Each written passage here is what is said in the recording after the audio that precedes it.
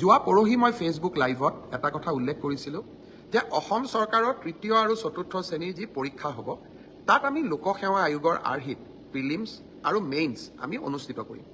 দুই এজন ব্যক্তিয়ে মোক জনাইছে যে পৰীক্ষাত নতুন নিয়ম এই বছৰ কৰিব নালাগে, কাৰণ আৰু যিহেতু দুমাহ আছে, গতিকে আমি পুৰণা বা আগৰবাৰৰ দৰে পৰীক্ষা পতাটো উচিত হ'ব।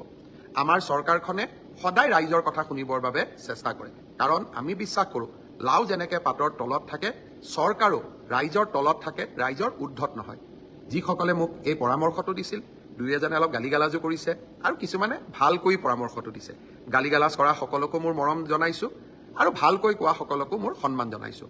আপোনালোকৰ পৰামৰ্শ অহা 2-3 দিনত আমি বিবেচনা কৰিম আৰু যিহেতু পৰামৰ্শটোত মেৰিট আছে যে হয় দুমাহ থাকোঁতে পৰীক্ষাৰ পেটাৰ্ণ এটা সলনি কৰিব নালাগে, বিষয়টো আমি ডেফিনেটলি আমি বিবেচনা কৰি অহা 2-3 দিনতে আপোনালোকক ইয়াৰ সিদ্ধান্তৰ বিষয়ে মই অৱগত কৰিম।